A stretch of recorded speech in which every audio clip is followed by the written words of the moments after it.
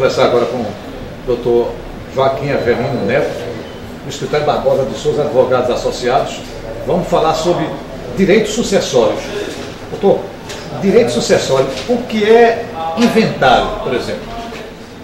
Chagas, o inventário é um procedimento para se inventariar um patrimônio, né? Inclusive até também negativo, porque muitas vezes a família herda tanto os bens materiais, o nome, né? Mas também o passivo, né? As dívidas também, né? Mas se é para inventariar, né? Apurar o que existe de patrimônio, tanto positivo como negativo, e fazer, como você bem disse, a devida sucessão para legitimar a propriedade, né? Isso é muito antigo, né? Porque como nós vivemos numa sociedade de patrimonial, né? De patrimônio, numa sociedade capitalista, precisam que os bens circulem na sociedade, né? Então, uma empresa que o proprietário, o empresário proprietário faleceu, tem que tocar, tem que ser tocada, né? Os empregos têm que ser mantidos, os impostos têm que ser pagos, né? E é interessante que no direito, uma das ações que é possível o juiz abrir a ação é o inventário. Geralmente, quando se quer se separar, ou um dos componentes da família é quem entra com a ação, né?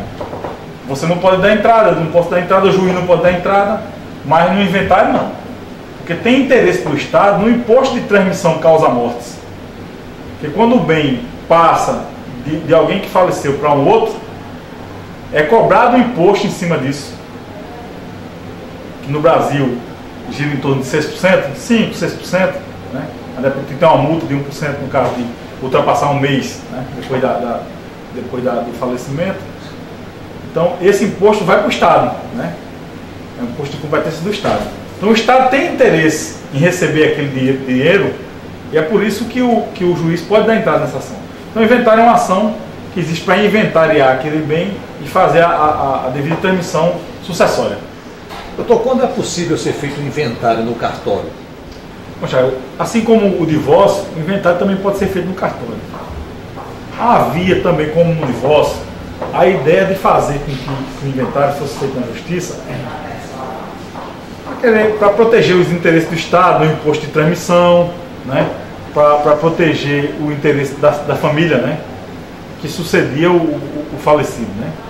Mas, ultimamente, tem prevalecido a ideia de desafogar o judiciário, tirar do judiciário aquelas coisas que podem ser feitas por outras entidades, né? De forma que o inventário hoje pode ser feito no cartório. Agora, igualmente ao divórcio, tem que ser um inventário amigável, né? Não pode ter litígio na família. Na verdade, vai-se para o cartório, mas já vai-se com uma coisa já acordada. Fulano fica com isso, ciclano fica com aquilo, né? De forma que pode ser feito no cartório. Existe também a participação do advogado, obviamente, né? Porque tem aqueles termos técnicos que as pessoas não vão saber se relacionar, né? Tem uma certa formalidade também lá no cartório, tem que ser pago o imposto de transmissão, né?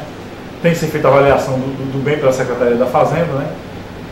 Mas é bem melhor que seja feito no cartório. Não havendo litígio, né? E havendo acordo, né?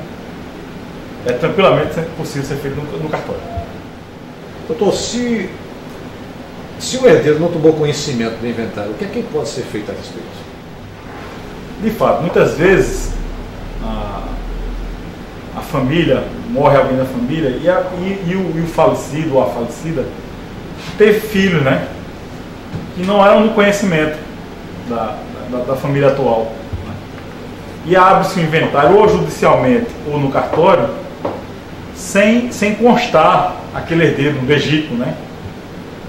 De forma que se isso acontecer, existem umas regras, né? Na justiça se reabre o inventário, né? Para que quem recebeu bens dê, né, àquela pessoa que não recebeu aquela parte que ele teria direito. Se for no cartório, muitas vezes pode ser anulado o inventário. E não raro isso acontece, porque muitas vezes a família que terminou por último com o falecido sabia que existia mais alguém, mas, né, omitiu isso, né, de forma que a pessoa que se sentiu lesada, né, tem que entrar com uma ação de petição de herança. Isso muitas vezes tem que ser feito, inclusive, com a precedência de uma ação de investigação de paternidade, né, porque não havia documento para provar a filiação para poder ser tido como herdeiro, né?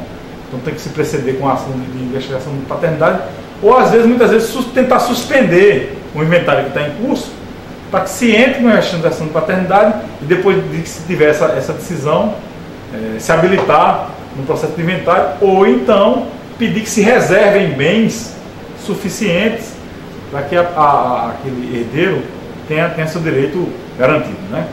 De forma que quem foi preterido, né, numa sucessão desse tipo, aí pode entrar com essa ação de petição de herança, e aí vai ter seu direito resguardado.